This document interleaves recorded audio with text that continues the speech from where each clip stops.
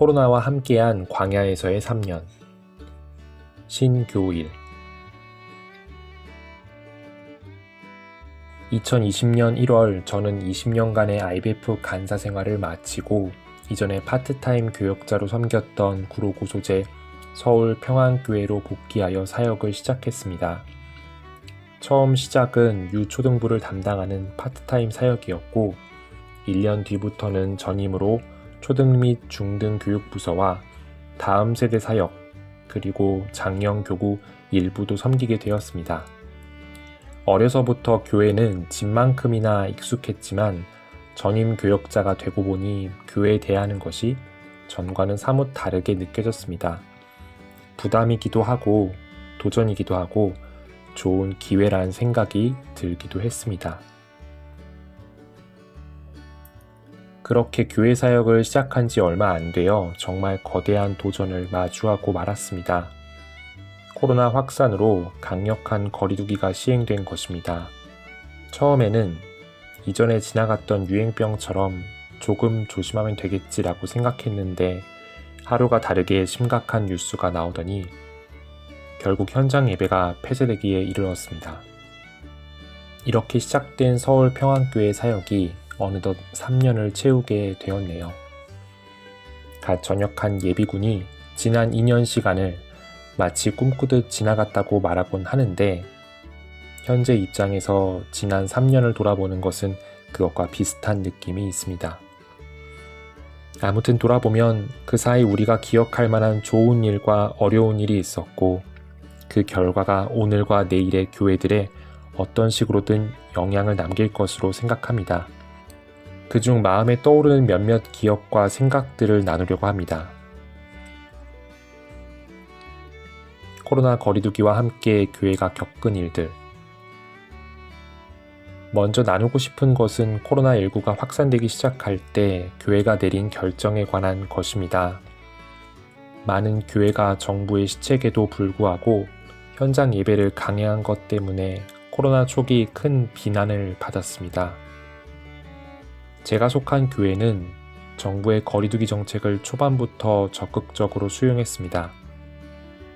비난을 피하기 위해서라기보다 성도들과 이웃들의 안전을 지키고 사회적인 확산을 막는 것이 옳다는 공감대가 있었습니다.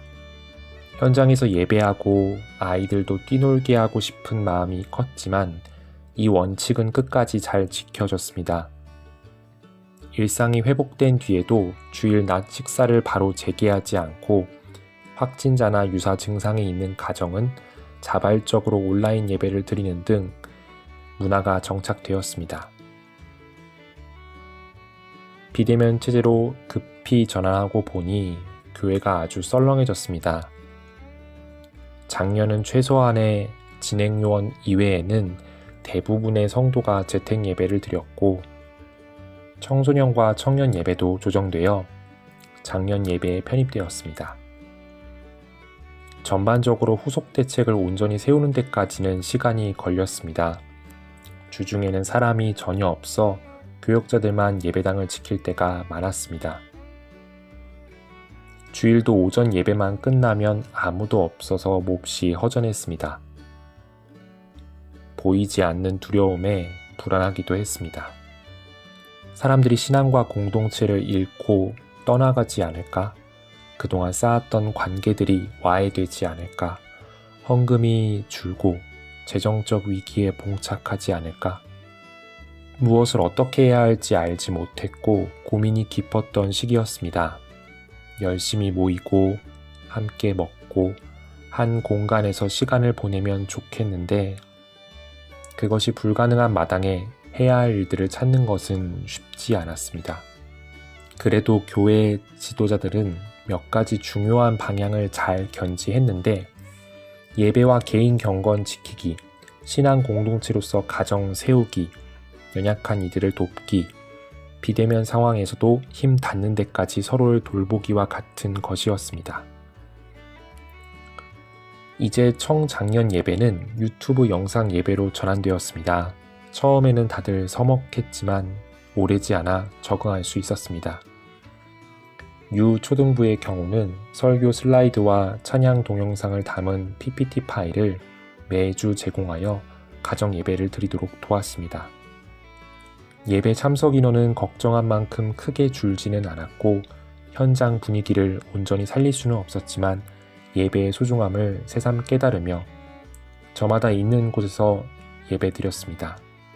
또 평소의 중요성을 강조했던 가정 예배를 정착시킬 기회로 보고 가정에서 예배를 드릴 수 있도록 가이드북을 제작하여 보급하기도 했는데 이런 노력을 통해 가정 예배를 드리는 분위기가 정착된 것은 긍정적인 모습이라고 생각합니다.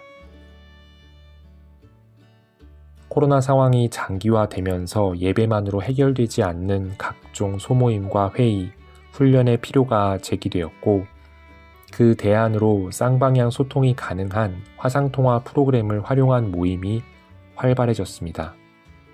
처음에는 사용에 어려움을 겪었지만 적응하는 데 오랜 시간이 걸리지 않았습니다.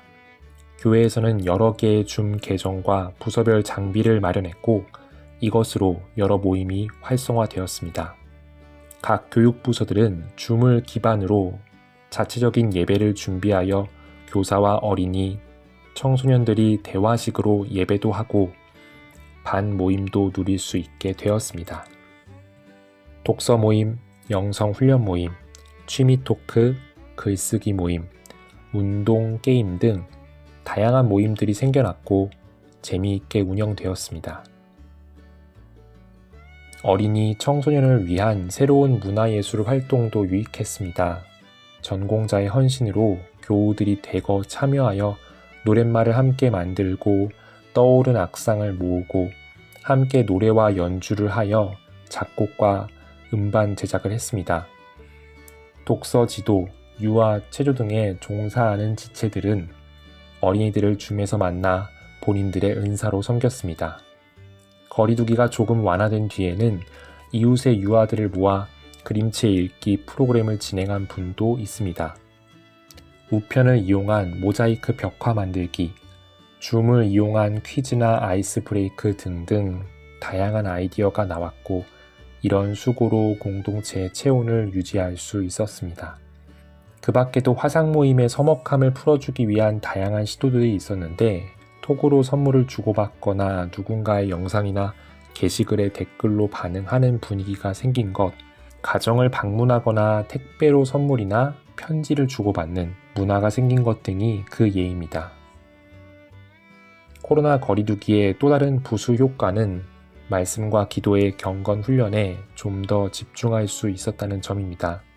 성도들 대부분이 먼 곳에 거주하는 우리 교회는 평소에 새벽 기도나 수요 예배와 같은 사역을 하기가 어려웠는데 원격 사역이 정착되면서 새벽 기도회와 수요 예배, 다양한 양육과 기도 모임이 만들어졌고 각종 소그룹도 지속될 수 있었습니다. 새벽 기도회 때마다 목사님들이 그날의 묵상과 찬양을 제공해 유익을 누릴 수 있었습니다. 교역자로서 얻은 유익과 고민. 코로나 거리두기 기간 3년을 한 교회에서 보낸 것이 저에게는 몇 가지 유익이 있었다고 생각합니다. 먼저 정형화되었던 사역의 패턴과 사고를 재검토하는 계기가 되었습니다. 전에는 당연했던 것들, 다양한 모임, 집회와 행사, 정형화된 순서, 거기 들어가는 시간과 내용 등을 익숙한 시공간에서 익숙한 포맷으로 운영할 수 없게 되면서 질문이 많아졌습니다. 이것이 정말 필요한 것인가? 여기서 누릴 수 있는 유익은 무엇인가? 우리가 그동안 잃어버렸던 소중한 가치는 무엇인가? 이런 결핍을 무엇으로 메울 수 있을까? 누가 배제되고 있는가와 같은 질문을 하고 스스로 답을 찾아갔습니다. 그 덕분에 익숙한 상황 속에서 경직되었던 사고가 조금은 유연해졌고 지금 주어진 환경 속에서 대안을 찾고 변화를 시도하며 정착시킬 수 있었습니다. 같은 맥락에서 저의 시간 사용 방식이나 역량을 쏟는 비중에도 적지 않은 조정이 있었고 다양한 은사와 역량을 개발할 수 있었습니다. 흔히 하는 말로 교회 부교역자에게 필요한 역량이 몇 가지 있다고 하는데 거기에 더해 영상 촬영과 편집, 그래픽 디자인, 유튜브나 줌 운영, 가정방문과 교제를 위한 택배 방법, 게임 인도, 아이들 상대하는 은사도 개발되었습니다.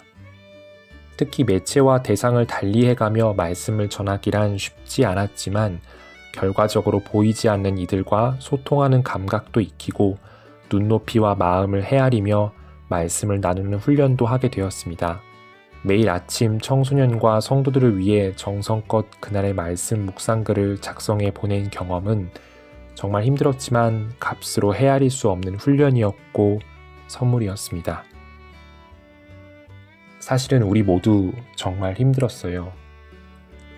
글을 쓰다 보니 저도 모르게 좋은 쪽으로만 쓴 것 같네요. 살짝 뒤집어 보면 그게 다 아주 힘들었다는 뜻이기도 합니다. 이 기간에 우리는 아주 두려웠습니다. 성도들의 교제가 허술해지고 신앙이 약화될 것이 가장 두려웠습니다.